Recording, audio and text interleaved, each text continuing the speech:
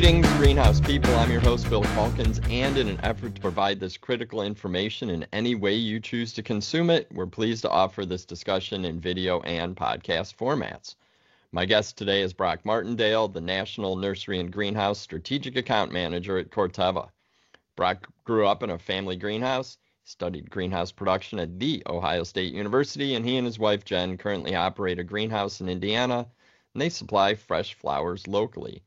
Brock's joined me on a few episodes. Most of you probably recognize him on this screen, and I'm sure you're well aware of his skills when it comes to sharing detailed technical and cultural information, but it's always grounded in a deep understanding of real-world greenhouse and nursery production.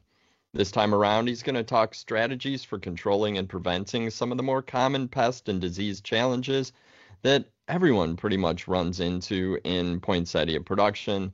We're talking whiteflies, powdery mildew, and more. And I'm sure we'll also touch on plenty of others. Like I always say, Brock is as much a greenhouse nursery technical guru as he is a coach or teacher, so I know that this is going to be an info-packed episode. If you like this installment, be sure to subscribe to the Tech on Demand podcast on your favorite app. We're on just about all of them: Apple iTunes, Google, Spotify, and more. And then you'll find dozens of Tech on Demand videos on the YouTube channel. But that's enough out of me. Brock, welcome. How's it going? Going good. Awesome.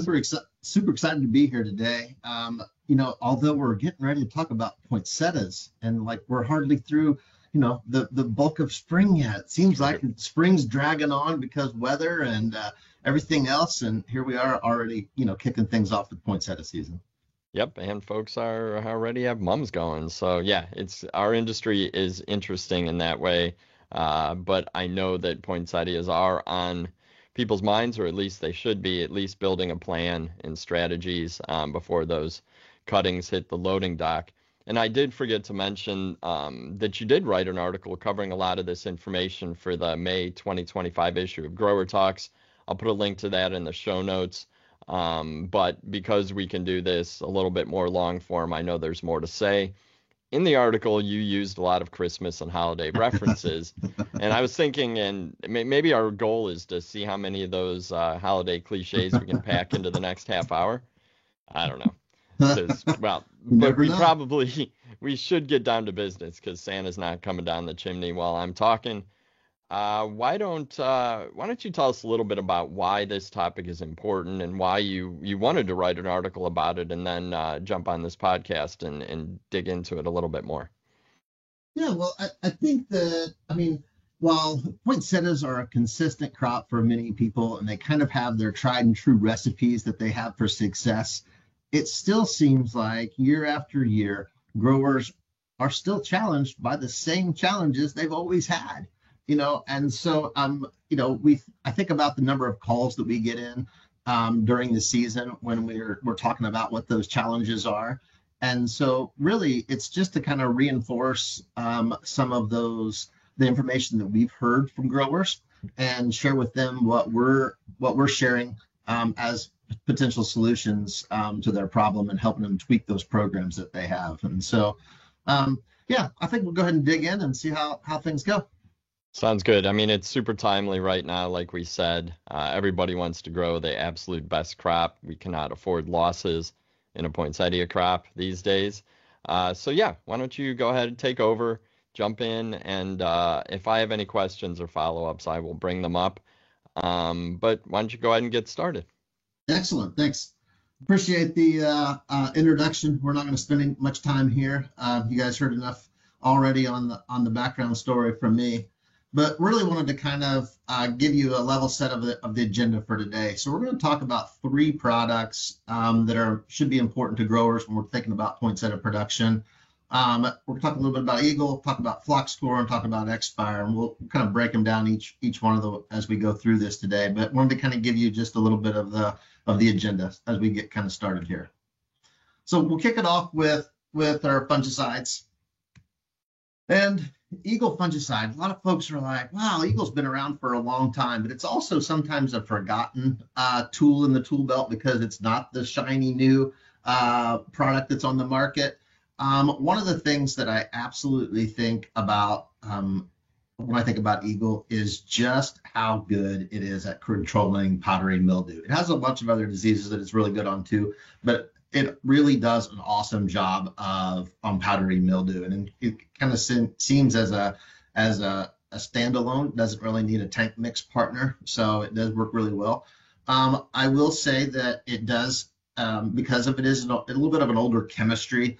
You know, does it have a short REI? That's probably its one downfall in production. And so it does have a 24-hour REI, which is a little bit long for some folks, but the difference that you get out of control definitely makes it a valuable tool out there. And so again, I think Eagle deserves a little bit of a look, just for that reason alone. The other side of things is when we're thinking about the cost side of things, Eagle is a pretty affordable product out there when it comes to when you're thinking about putting together a program. And so whether you're, you know, having a rotational program with a couple of different products in it, this can be one of those value added, you know, lower end input cost that can help control the cost overall. A little bit of the science, because, you know, even though this has been on the market for a while, many of you probably forget about just why it's so, you know, why it does such a great job on crops. And so one of the things that I think is easy to tell by this is by showing you what it looks like when we do mobility testing. And so this is some mobility testing showing the first there on the left, it will show the two black dots kind of on that black and white leaf. That's where the droplets were placed at with a pipette in the lab. And you can then see the leaf as disease control there in the middle. And how did that happen? Well, it became mobile. And so it actually, from the point of where those droplets are, it continued to not only move into the leaf, but it also moved up and through the plant, giving you longer days of protection to the new growth that's being, you know, the plant's putting on. And then there on the right, you can see the untreated leaf covered in powdery mildew. You know, I've done, when I was working in R&D, I started out in fungicide biology, and I had to do some of these little testing myself. And man, that is like some of the work that we do to test mobility is so crazy, because we have to have the leaf equal level, and you don't want it to be, because you don't want that droplet to roll off and then make it mobile that way. So it's just there's a lot of work that goes into proving the mobility of a fungicide. And this is just a great example of what Eagle's doing in the plant for you.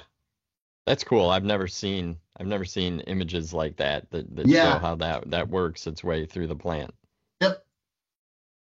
So we'll quickly move on to FlockScore fungicide.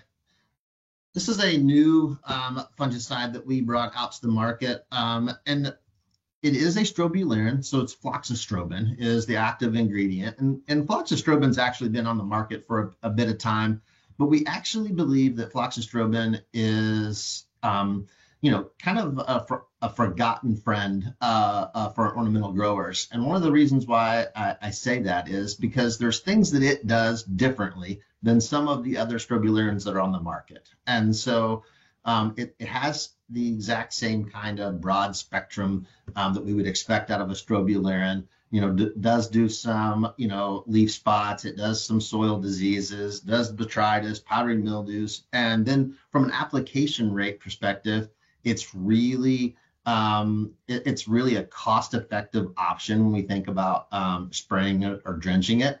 And it also has just a 12-hour REI, which makes it really easy for growers to be able to utilize this in a rotation.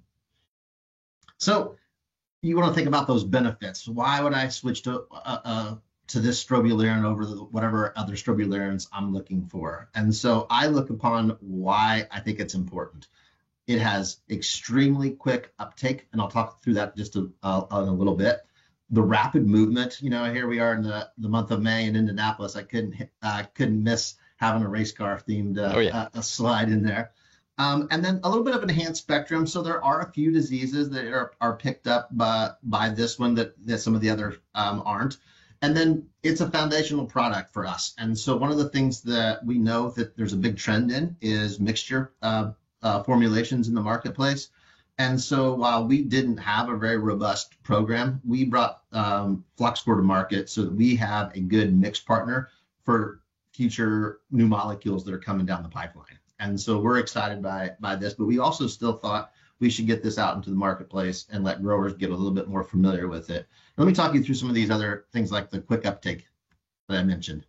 And kind of before this, I wanted to kind of show, here's the list of all the other kind of strobes that are out there in the marketplace, and we just really wanted to point out the fact, really good disease spectrum, movement within the plant, efficiency and attacking that pathogen, the residual, and again, certain other diseases, in this case, dollar spot, but that's not necessarily super important for us as growers. But again, just shows you that it is, compared to some of the other products on the marketplace, it kind of does lead the way. It also has very good usage. We already kind of talked about that. So from a cost perspective, the ounces per 100 gallons is pretty minimal. So your low use rates will help you make an application that's pretty cost effective. So before I move too much on into the insecticides, I wanted to touch base just real quickly on that fast movement. So one of the things about FluxScore that we hinted at was its quickness and getting into the plant. And some of the other competitive products are about 2 hours out. And so you think about thinking about like poinsettias on mist and the need to protect them. FluxScore is 15 minutes. Wow. And it's rain fast. And so that's a really, whether it be an outdoor grower, in the South, or a greenhouse grower, it really does help, both in the greenhouse and nursery settings where you've got either mist or overhead irrigation going on, and being able to have a product that you can get into the plant quickly. And again, especially in poinsettias, getting them to root in, have that mist back on in a short amount of time without having risk to the plant. All right, so we're going to move on a little bit to some insecticides and some resistance management that we always want to talk a little bit about. So many of you hopefully have heard of Expire, and it's kind of one of our key products that we have at Corteva. It's really combines 2 active ingredients to control more than 39 insects, including 7 of the top 10 chewing and sap-feeding insects. But we all know why we're here today. We're here for poinsettias, and if we're here for poinsettias, that means we're talking about whitefly. And whitefly is absolutely on the top 10 list of insects that growers are challenged with. And so we're going to talk a little bit about Expire and poinsettia production and where I feel like this is a good product and where you should use it at in the rotation. So first off, a little bit, just to kind of kick things off, greenhouse grower, with market research, when we bring products to market, we really do want to take in the needs of the grower. And so some of the things in the feedback that we had gotten in the past was, we need things that are plant safe. And I think about poinsettias, open bract or colored bract poinsettias have been notoriously a little bit sensitive. And in fact, when we do screening, poinsettias are part of our screening process. And so when we can check the box on plant safety, that's a big one to us. We don't get as good a control as we would like with some of the existing products, so we're always looking for something new. We'd love to see new products that have fewer applications during the season. I mean, nobody likes to spray. I get that. Re-entry interval is big. We've seen those drop down dramatically over the years. We were 48, 24s, and now we're down to 12s and 4s and even some 0s, out there. And so those are kind of things that we want to continue to drive to. We've seen a lot of the same family of chemistry for a long time. The industry's actually lost some products in the marketplace. So really looking for just overall better insecticides. And then, we want that broad spectrum insecticides, that one, kind of one shot takes care of everything.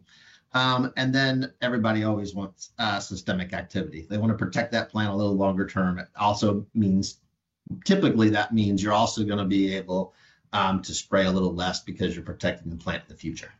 So those are the key things that we think about when we bring products to market. And so, that's what we created when we created Expire. So we brought in 2 active ingredients. We did that because that helps us broaden the spectrum. We also get some ability for some things to kind of enhance the performance of each individual active when we mix it with another. Having a single word caution on the label certainly helps it from an applicator's perspective. It has more than 39 insects, including 7 of the top 10 for nurseries and greenhouses. Minimal phytotoxic risk to plants. When I say minimal, we've done extensive testing with Expire and have yet to find things that it's really a big issue with. And so that's really great.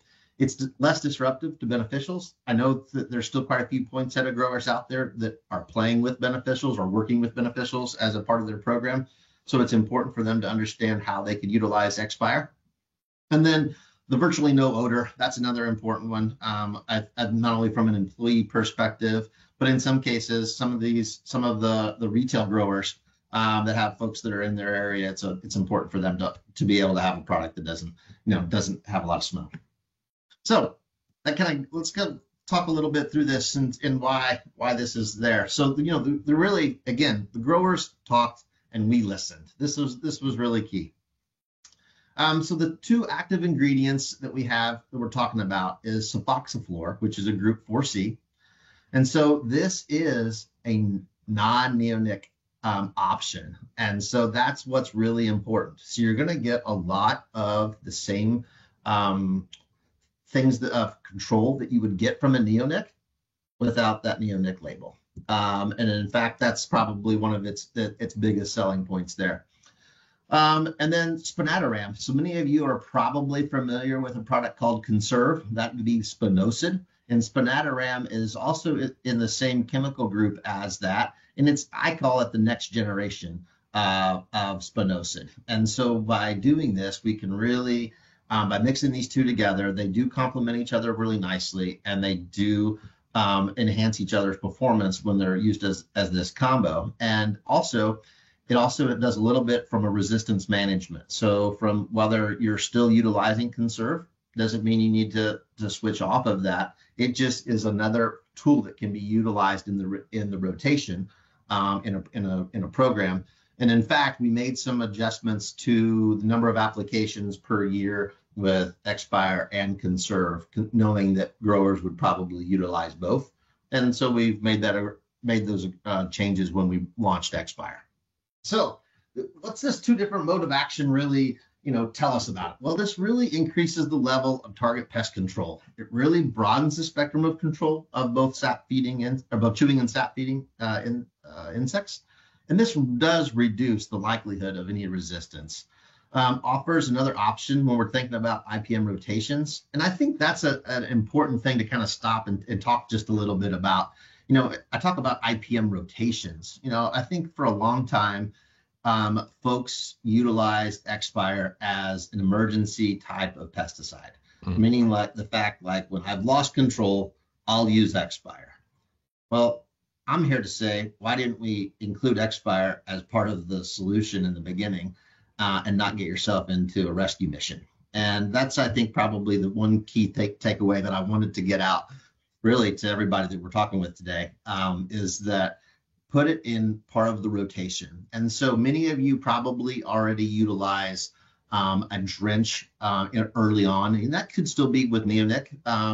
And so, you're expecting to have some level of control from that original drench that you have. And one of the things that I like to think about is I use Expire as one of my early applications that you would do from a maintenance perspective when you're kind of getting towards the end of where that drench is kind of wearing off. Okay. And it can be the first or second, but just somewhere in that early on kind of aspect. The other place that I want to think about it, and we're going to talk a little bit about it here, is towards the end of production. And I got some slides I'll show you there. Are you drenching with it early? No, we're not. No. Okay. We're still using it as a spray. Yep. Right. Okay. Yep. All right. Just going to cover. I mean, and I know we're talking whitefly, but no joke, this thing is really broad spectrum. aphids, whitefly, scales, mealybugs, spider mite suppression, and the list goes on and on. And so again, this offers growers a lot of solutions when it comes to dealing with that. One of the other things that I see a lot of growers do they're kind of mixologists, they're tank mixers, and so I find it hard to believe that you'd have many more insects that you need to treat for, that you would have the need to add something to the tank. I'm not saying that it's not a good mix partner. I'm just saying, why do you want to have a more expensive spray application by putting something else in the tank, especially from an insecticide perspective? I totally understand you throwing a fungicide in from a labor perspective, but because of its broad spectrum activity, this actually becomes a very affordable type of an application for growers to utilize in a rotation. And again, not rescue mission, have it part of the rotation. Again, being broad spectrum really does the great job there. Going back over some of the chewing insects, there's just tons of Lepidopterus and different types of beetles and things like that it does cover. Let's talk about how fast this thing really does act. So within 9 hours, most of the insects are controlled and really stop feeding altogether. Okay. Within a few minutes, you're going to get aphids and leps to stop feeding. Within 3 hours, Expire is definitely dry, and you have a reduced risk to any beneficial insects. And then whiteflies and other sap-feeding insects are controlled at around that 6 hour mark. So really shortly after that spray application, you're getting control of whitefly. Okay. And then at nine hours, you've really stopped feeding and controlled all of the pests. And so again, super fast acting. You're going to see results the next morning when you walk in if you were having some flare-ups. So this is really a good, solid product, especially when we think about whitefly.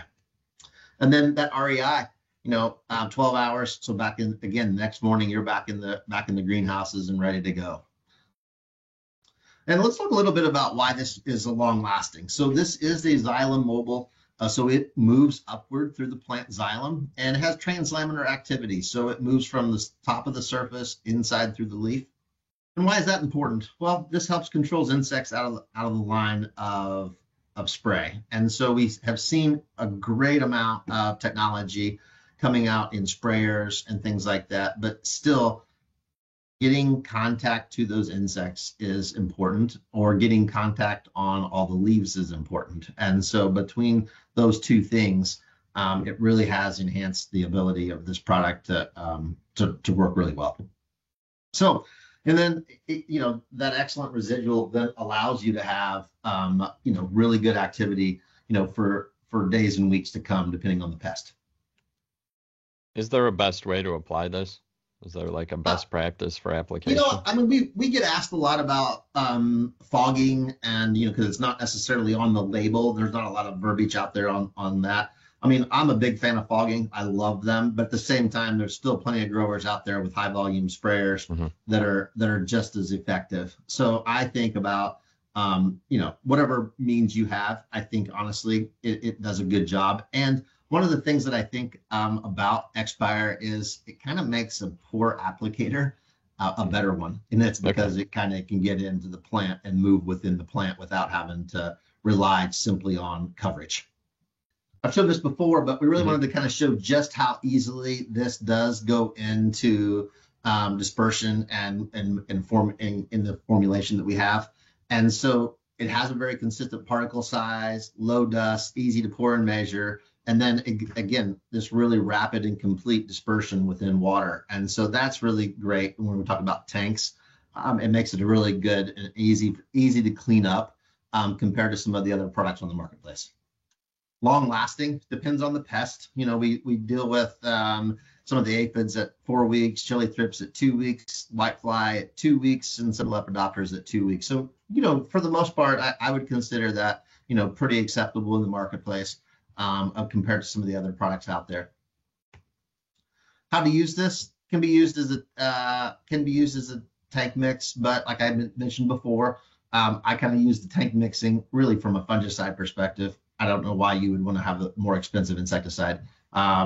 You can apply this as a foliar spray to the point of runoff up to that, 200 gallon per acre mark. Can be applied with air blast sprayers that are then applied necessarily from a greenhouse perspective, but does have uniformity cover in the upper and lower leaf surfaces is optimum for control. And then some folks do choose to use adjuvants in their mixtures, and certainly that will help optimize control on most insects. So let's talk a little bit about some of the rates and things here.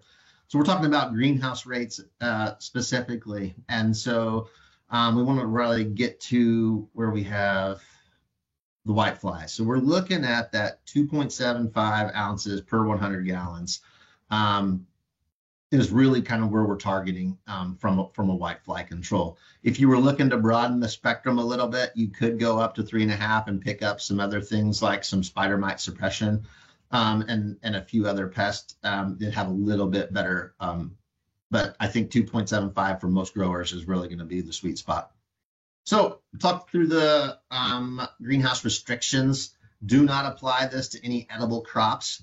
There is no restriction relative to the applications during bloom. So that's really nice. You'll see on some competitive products, you'll see like don't apply to in bloom. And we'll talk through that in just a little bit more associated to poinsettias. We do have, though, a little bit of some considerations to do. And so that's that minimum treatment interval, which is 14 days. You got maximum number of applications is 6, maximum consecutive applications is 2, and then that maximum yearly application is 21.25 ounces. All right. So thinking about that, I made the statement about late in production and or in bloom. And so this is some of the work that we've done with poinsettias, and we've got some info sheets that are available out there. And we'll talk a little bit more about that at the very end about where to access information. But we have tested this many times on different varieties of poinsettias over the years.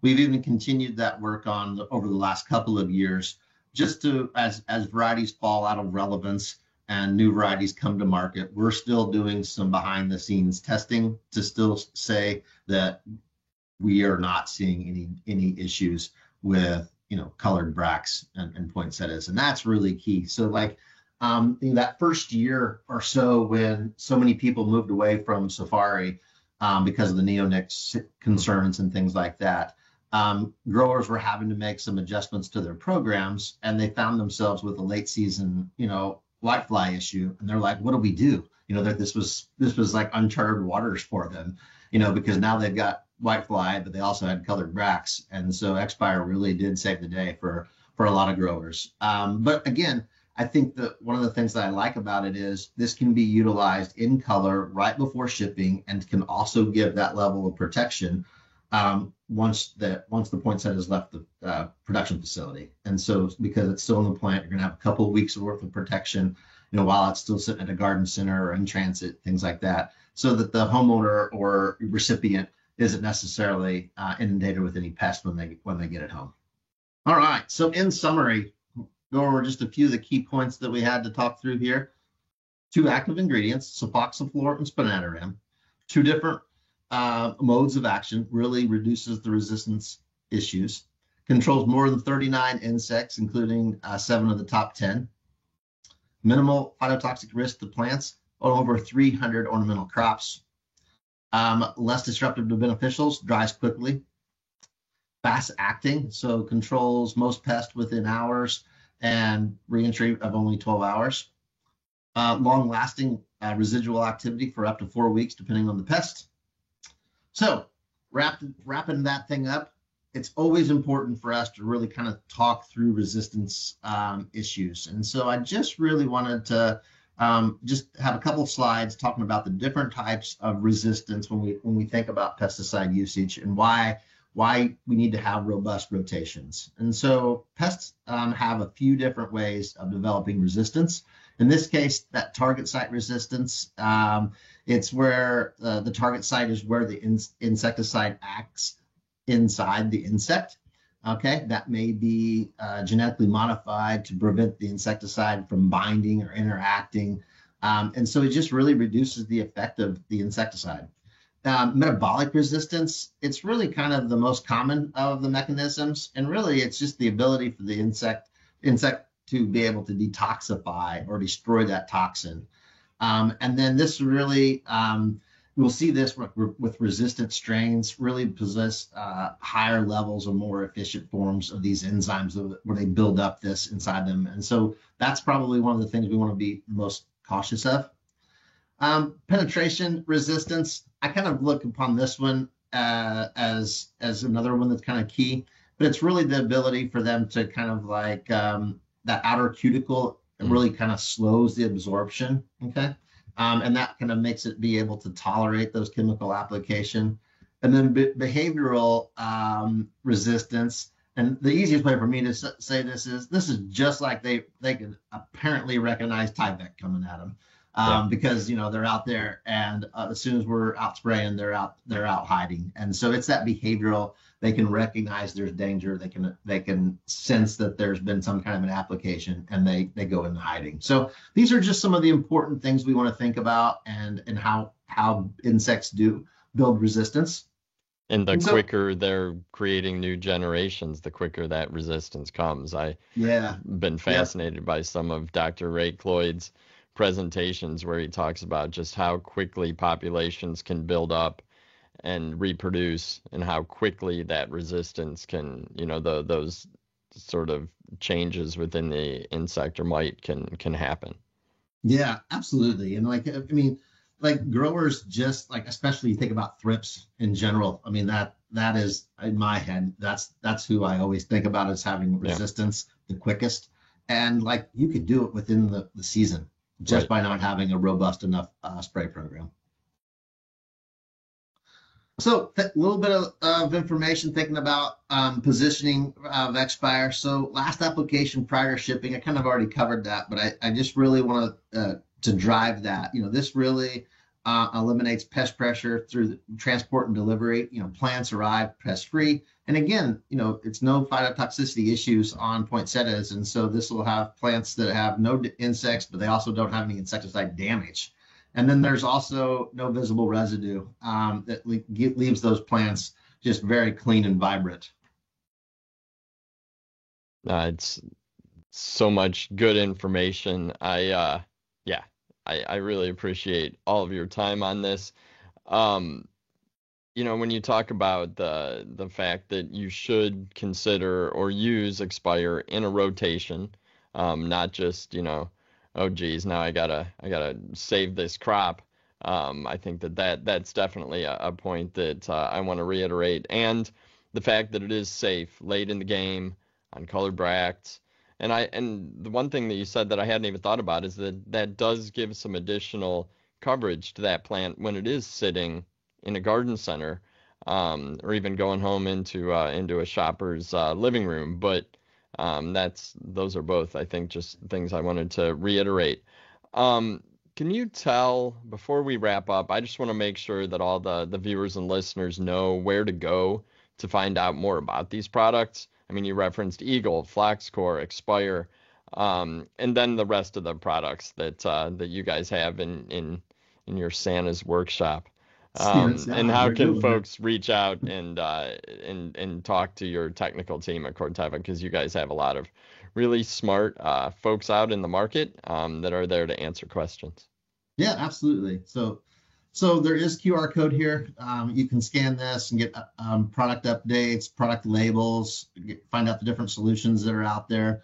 There's some different news and articles and stuff like that all on the website there. So that's a really great way to do that. Here's my information. I get a lot of people who send me pictures and calls and text and all that stuff, and I'm open for that. It's out there.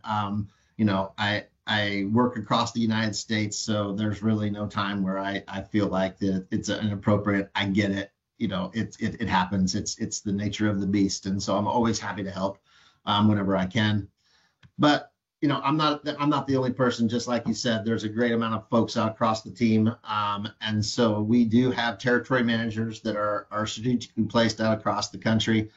We still have an open position out west in the Pacific Northwest, But everywhere else we've got some folks covering there. And so don't hesitate to reach out to your distributor and say, hey, I'd like to meet with the Corteva rep, or feel free to reach out to myself and I'll get you in contact with the proper person.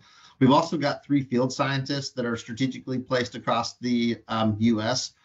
Who also help us with any kind of technical questions and concerns that we may have. And kind of they have some specialties, whether it be, weed management, insect management, or some of the pathology work that we do. So again, feel free to reach out. We'll be happy to get you in contact, and we always are interested in helping out. Well, and it's cool with such a huge team, I think, for the listeners and viewers, no matter what you're growing, no matter where you're located, no matter the size of your operation, there's a big team in Corteva that are there to stand behind you and partner and answer all the questions you've got, and then a huge range of products in Santa's bag of tricks to help everybody out. I really do appreciate your time as always. I'm glad you threw some information in there about the resistance management. I think that's just always important to keep in mind. When I was looking through that checklist you had early on about the different things you wanted to tackle with Expire when it was in product development, that was quite a list. But I think it shows the dedication and I guess how you guys understand the marketplace, what growers are looking for, but also some of the more let's be responsible using these products kind of things that are extremely critical. And like you said, we've dropped REIs from multiple days to a day to half a day, even lower than that. And I think that's something that our industry can be very proud of. And it's with the companies like Corteva that are supplying these products, having that goal, I think is absolutely important. So thank you so much for your time. Next time we talk, we're going to be talking tips and tricks for managing weeds in perennial production, nursery production, and I'm really looking forward to that as well. So we're going to have to do that. But before that, we've got Cultivate. So I do want to just mention to all the folks listening and watching that when you're at Cultivate, stop by the Corteva booth. You'll see Brock there. You'll see a lot of these team members, I'm sure. You can get your hands on some of these products and learn about them and sort of engage in person, which is something our industry's always known for and something that's really important. And I'm going to give out the big shout out since you already kind of kicked it off into Cultivate. Stop by Sunday night across the street from the convention center. I don't know if you guys made it out last year. I think you guys actually did, but we were our happy hour event. It was probably one of the coolest events at Cultivate, not just because it was a Corteva event, because it was an all industry event. Yeah. There were manufacturers, growers, distributors. Like, it was really well attended. And who doesn't like tacos and tequila? So absolutely. It sounds like a win to me. I can't wait. Yep. Awesome. Wait. Well, again, thanks for the time today. I appreciate it. And good luck to all the growers out there. Holler if you guys need anything. Definitely good recommendation. I think that puts a little bow on the top of this presentation. That'll be my last holiday cliche. I'm Bill Calkins with Tech on Demand. On behalf of the entire team at Ball Publishing, the team at Corteva, thanks for listening. Thanks for watching. Take care out there.